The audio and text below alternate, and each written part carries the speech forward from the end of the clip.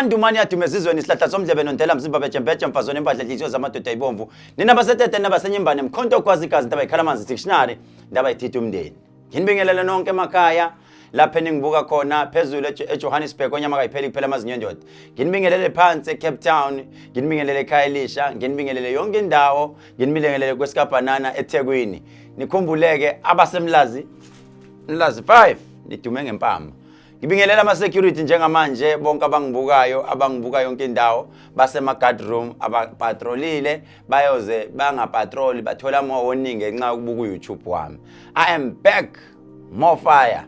Khumbuleke ukuthi the first thing that you need to do, just press our subscribe button, that red button. Make sure that you press our subscribe button ukuze ulike futhi nento esiyenzayo, and don't forget to share our link, to share to your friends ungayibuki wedwa, because today it's a critical and sensitive topic that we will be discussing.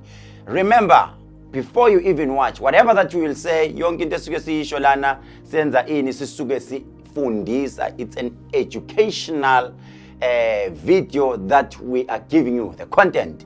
We're giving you an educational content. So uma kunento siyothi masiyikhuluma, maybe we will hint into ezokuphatha kabi. Sixoleleni bafowethu, umlomo niyazi ukuthi uwela umfula ugcwele. But ke into esizoyikhuluma namhlanje sizokhuluma indaba ebucayi. Indaba esizoyikhuluma sokhuluma indaba ethinta both people, a female and a male and a female.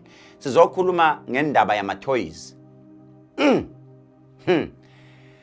Ask yourself, khona umuntu njengamanje obuka iTV uhleli nomntanakhe umfana, uhleli nomntanakhe oyintombazana. Ithinto ngiyacela guys, just ngicela umntwana excuse manihleli naye ningibuka ku TV, because angifuni ukukhuluma into enizosaba ukubukana just because of whatever that I will be saying. Into esikhuluma ngayo, sikhuluma ngento esithi sicela umntwana ona 20 years or 18, 19, 20 kuya phezulu babuke le topic. If you are under 18, don't watch. Right? We are talking about sexual toys. Sure. Ama toys adlaliswa umuntu wesilisa noma umuntu wesifazane. Mayefuna ukuyidlalisa avoida uba ne sexual intercourse nomuntu wesifazane noma nomuntu wesilisa. Ngike ngakhuluma qala ngathi kunalento okuthiwa i-vibrator. Isikhathi esiningi uhlangana nemoto Q7, Q3, BM, or I cannot call brands, but imoto zimile emgwaqweni uyitshela ukuthi istakile umuntu wesifazane uhleli ume kahle uthe uze uthe uthi wafa stress usisi kanti akafile stress. Uyifakile lento uyishuthe ngaphansi iloku yasho nje ithi ihamba kanje ithi mayithi yazi uzuhamba kahle uthi wena wabona umuntu egibela ihasha ethe iloku imenza imdlukudla nje imthinta kanje athi ayithi azathi no angiyimise le moto. Kukhona abantu aba-addicted, and umuntu addicted to i-vibrator umbona ngenkani akamncenga umfana. Uthola ukuthi umuntu wesilisa umfuni uthi wena unento encane ipeni lakhe libhala hayi suka ngifuni lento enesizo esikhulu enento encane, kodwa kunenkinga esinayo. I-topic today is about ama-toys. Kunomuntu who is addicted. The question is, uliyeka kanjani toys? Muntu wesifazane, muntu wesilisa. Kunomuntu wesilisa owazi kahle ukuthi use-addicted, uhamba othenga lento yomuntu wesifazane ayibeke kanje ayithi ikhoqo azawuyibeka edongeni ashaye lesiya style ngathi mina sivumelekile nami nje kangiyikhulumela, kodwa angisho ukuthi ngiyashaya, yabo. Kodwa nje lesiya style ngathi asivumelekile edlozini. Niyasazi ke lesiyana uthola ukuthi inja amaphoyisa, yabo. Wena usuze emva kwenje ngesizulu izwakala kangcono inja style, yabo. Ayivumelekile, kodwa ke hayi phela ekamereni imithetho ayingene eminingi. Yeyibona ingathathi yonke into, ufuna ukutshela yonke into. So into ithi umuntu osejovekile wajova i-toys wenza njani ukuze aliyeke? Hey, yanzima into nakho ngizalelwa nje endlini.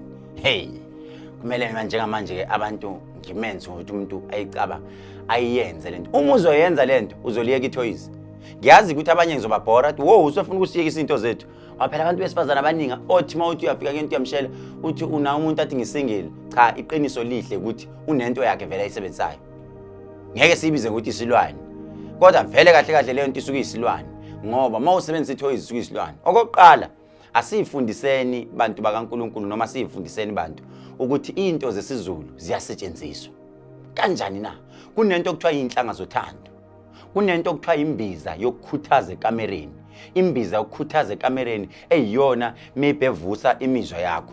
Kunomunye umuntu othi angisakwazi ukulala nomkhwenyana wami ngoba amagama wakhuluma kimi. Awasakwazi. Isikhathi esiningi yenzeka leyo nto kubantu besilisa. Umuntu wesilisa athi amagama owakhuluma kimi yiwo la enza ukuthi induku yami ingasavuki.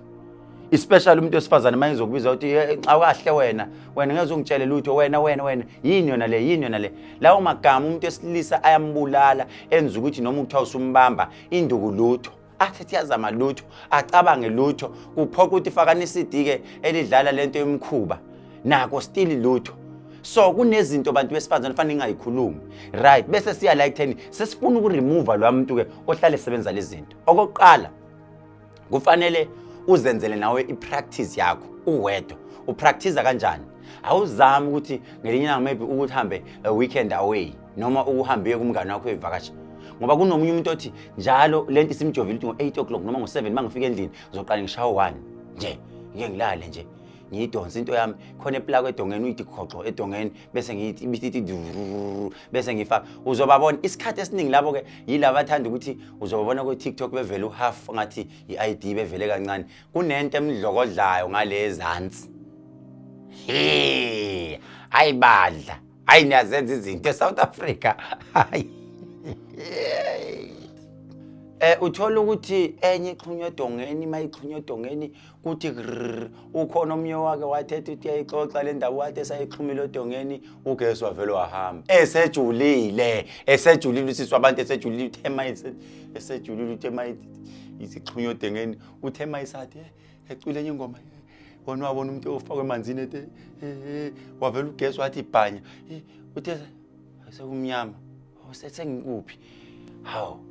Hayi bantu besifazane leyo nto iyayabulala ama nerves ngoba le nto ihamba ngephase eyi1 umithe ayi umuntu wesilisa akahambi ngephase eyi1 uthi wabuyehla phela le nto ihamba ngephase eyi1 imithambo yakho ngaleso sikhathi usuku tensile iyafa imithambo. Kufana nomuntu wesilisa ozosebenzisa amapilisi okukhuthaza ekamereni ayenziwa leyo nto. Hambani niye emafamasi uma ufika efamasi mawufika uqondane nomuntu osuke kudayisela laphana ekhemisi lami Dr. Khehlelezi traditional pharmacy. Uma ufika ufuna inhlanga zothando, uma ufika ufuna imbiza yokukhuthala ekamereni, uma usuka lapho ukuze usihlukane neThoyizi ngicela ukuthi just give yourself maybe weekend day 1 ukuqala uzame nje ukuthi lento le isuke kuwena mayisuka kuwena bese ubone ukuthi from there mawuloku uqhubeka gcina igazi lakho ukhohlwa ufana nomuntu nje othanda ukushaya odlala amadayisi ayikho right leyo nto. Ngicela ukuthi usubscribe njengamanje ulandele i-channel yethu khona i-topic engiza nayo futhi ungakhohlwa